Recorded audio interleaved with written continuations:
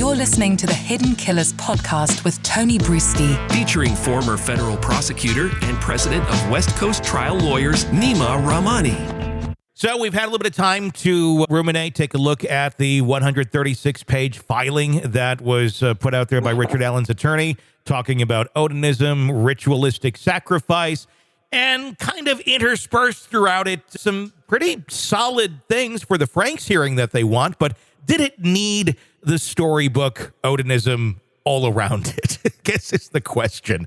Because it I don't know. What's your take on the whole damn document that we've all been looking at now for a week? No, Tony, I agree with the prosecution here. Not surprisingly, as a former prosecutor, if you want to file a motion to suppress evidence, you want a Franks hearing, right? And that's basically saying that an officer lied in support of a search warrant affidavit. You don't need this whole sort of alibi and Odinism thing.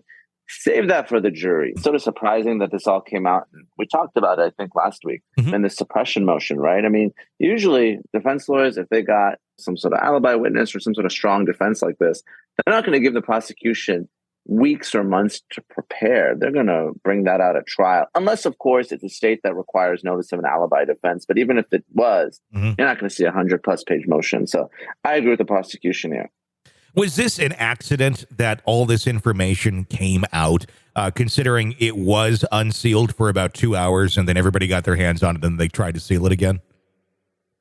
Yeah, I don't know why. We're seeing this, too, in the Idaho murders where the defense is filing motion under seal. I mean, personally, and I know the prosecution here, they're trying to keep cameras out of the courtroom. Normally, it's the defense that wants to do that. I believe that court filings are public. Court hearings are public. The public has a right to access. So I don't like these types of filings under seal. I don't think it's supported by law. So it's very strange. You know, on one hand, a lot of folks think this was for public consumption. This was for social media to sensationalize the case and that type of thing. But on the other, if it's directed to the prosecution, the court doesn't make a whole lot of sense. It was described by the prosecution as colorful, dramatic, and highly unprofessional. What's your take on that? Is it unprofessional with what they put out there, or is there some legitimacy to this argument, or what? I mean, it's so fantastical, but if there's legitimacy, okay, but it is. I would say it's colorful, dramatic. Also said not true or completely not true. Something to that effect. Unprofessional. I kind of use that for something that's sort of unethical or it lacks decorum. I don't know if it's unprofessional. Doesn't make a whole lot of sense. Look, defense lawyers, they argue all sorts of nonsense, right? My client had an alibi, wasn't there. I generally kind of give them free rein to protect their client. I wouldn't like to do it. I prefer the prosecution side, right? But I wouldn't say it's unprofessional. It's certainly unorthodox. It's probably completely untrue. But like I said, there's certain types of unprofessional conduct. Unprofessional would be like if they had to present this evidence, an alibi of some sort, and they sandbagged and they didn't comply with their obligations. So I don't think it's unprofessional, but I agree with the prosecution. It's certainly unnecessary. When we look at the case as a whole and the two scenarios that we have been presented now of it's a CVS pharmacy worker who has a wife and kids and is living a normal life, doesn't really have a history, just to suddenly one day decide to randomly attack these two girls on a fairly popular hiking trail. That doesn't make a ton of sense, as does this whole Odinistic ritual thing that suddenly these Odinists were out and they, again, happened to come across two girls on a hike and, hey, why not? It's a good time for a ritual of some sort. Neither seem to really have a whole lot of ground or legs to run with because they're both just kind of out there. It's going to be difficult now that this has been put out there for the defense to walk any of this back. Do you think it's in their plan to walk any of this back now that they've seen some reaction? Or is this is what the defense strategy is going to be going forward once this gets to court? I would hope that this is not the defense because this is going to be a pretty quick guilty verdict for anyone that has any sense. I mean, I guess the advantage of doing this is you file your motion. It's a Hail Mary.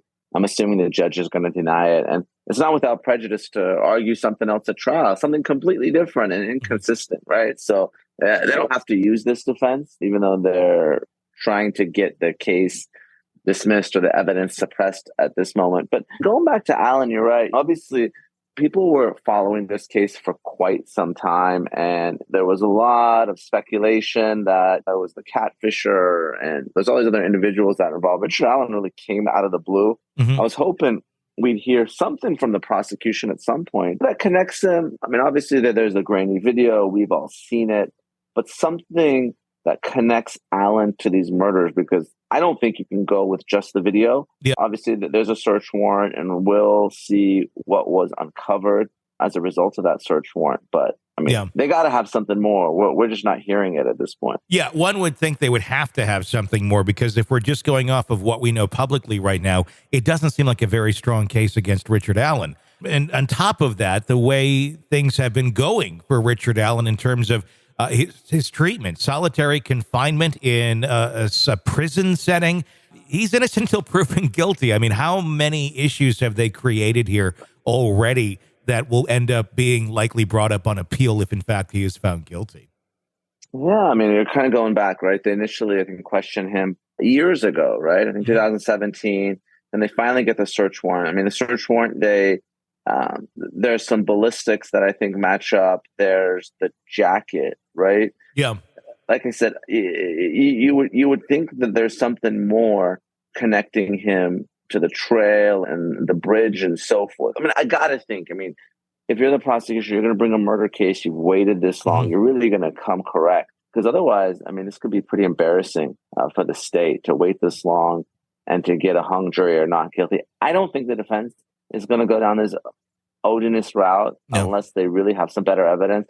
And it seems like, and again, I haven't gone through all the alibis of the individuals that they've named, but apparently, if you believe the prosecution, Tony, they have alibis. They're at work. Their cell phone evidence. Their cell phones were nowhere near the scene. So I think the other suspects will have alibis. I don't think it's going to be a viable defense at trial.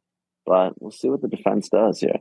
This is the Hidden Killers Podcast. Want more? Start binging on all of our true crime podcasts right now through Apple Podcasts and get an ad-free experience when you sign up to be a True Crime Today Premium Plus member exclusively on Apple Podcasts. More of the Hidden Killers Podcast dropping soon. Press subscribe now.